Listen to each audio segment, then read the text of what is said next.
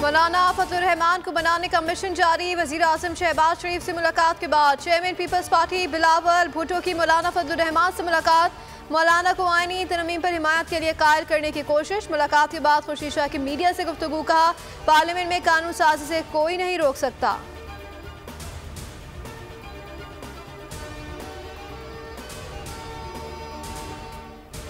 Parliament से गिरफ्तार PTI के 10 अरकान कौमी असम्बली से रिहा। अरकान को पार्लियामेंट लॉजेस में उनकी रिहाइश गाह से रिहा किया गया।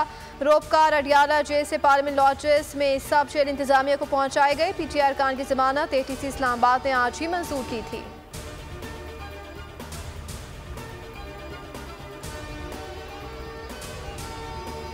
और नेशनल काउंटर टेररिज्म सेंटर पब्बी में पाकिस्तान और इंडोनेशिया की मुश्तरका फौजी मशक़ें। फौजी एहलकारों का मशक़ के दौरान पेशा महारतों का मुजाहरा। एसपीआर के मुताबिक दोनों मालिक में इंसदाद दहशत गर्दी के शोबे की दूसरी मशक़ है।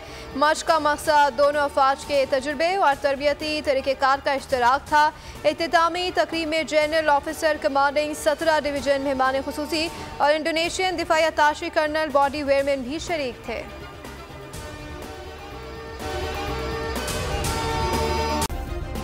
सब्सक्राइब करें और बेल दबाएं ताकि कोई खबर रह न जाए।